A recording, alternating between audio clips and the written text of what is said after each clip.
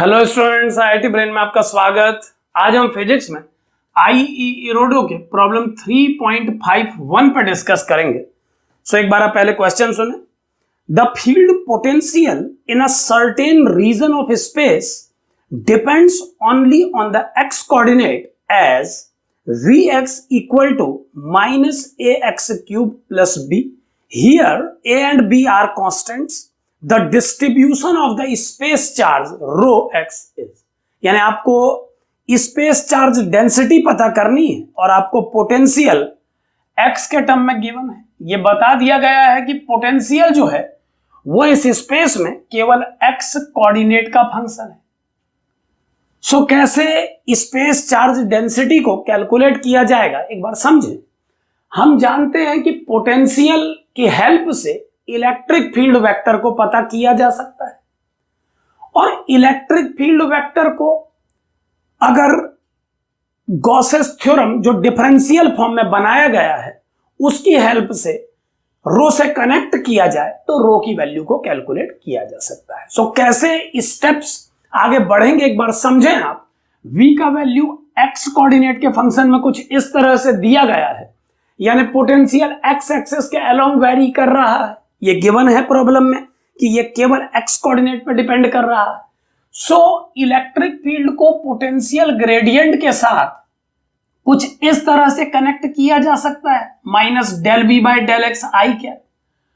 और other term y और z के लिखने की रिक्वायरमेंट नहीं होगी क्योंकि ये गिवन है, जो मैं आपको बार बार बता रहा हूं प्रॉब्लम में गिवन है कि केवल x कोऑर्डिनेट पे ये डिपेंड कर रहा है। अब चूंकि केवल x कोऑर्डिनेट इस इक्वेशन में इन्वॉल्व है तो मैं इस डेल नोटेशन को d से चेंज कर रहा हूं। आप जानते हैं कि अगर एक ही वेरिएबल इन्वॉल्व है तो डेल की रिक्वायरमेंट नहीं होगी। डेल की रिक्वायरमेंट किसी अदर वेरिएबल की प्रेजेंस में किसी वेरिएबल के लिए होती है।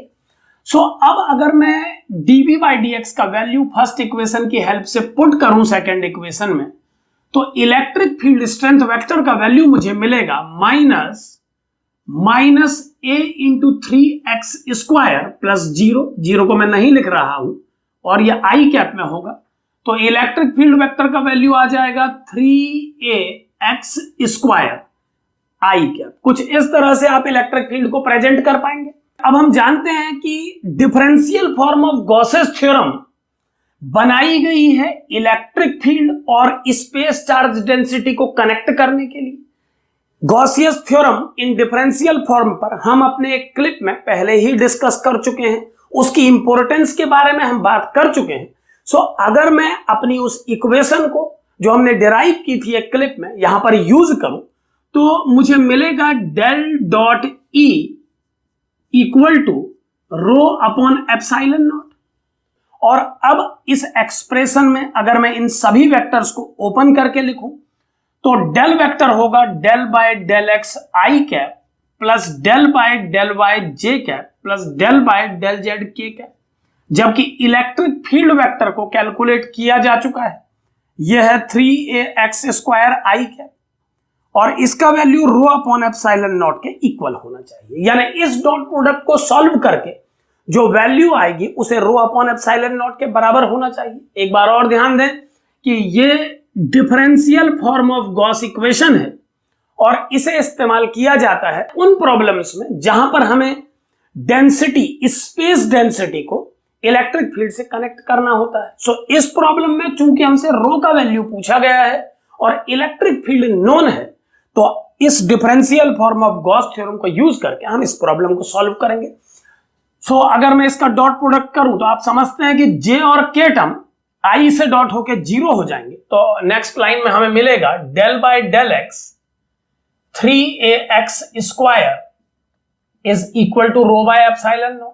अब चूंकि ये x वेरिएबल पे ही डिपेंड कर रहा है तो आप इसे d बाई dx ही समझें और सॉल्व करने पर यह आ जाएगा 6ax equal to rho upon epsilon naught और फाइनली रो का वैल्यू आ जाएगा 6ax इंटू एप्सिलॉन नॉट। कुछ इस तरह से स्पेस चार्ज डेंसिटी को प्रेजेंट किया जा सकता है और यही इस प्रॉब्लम का सही सॉल्यूशन है। इस तरह से आप आउटकम पता लगा सकते हैं। Gauss's theorem in differential form in cases को इजीली सॉल्व कर पाता है।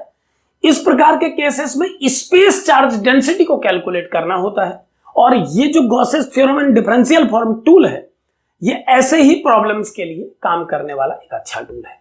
वैसे आप ये समझें कि Gauss's theorem and differential form electric field पढ़ाते समय हमने एक क्लिप में जस्टिफाई किया था, तो हमने ये बताया था कि गॉसेस थ्योरम का मेन पर्पज स्पेस के किसी रीजन में चार्ज की प्रेजेंस को पता लगाना है।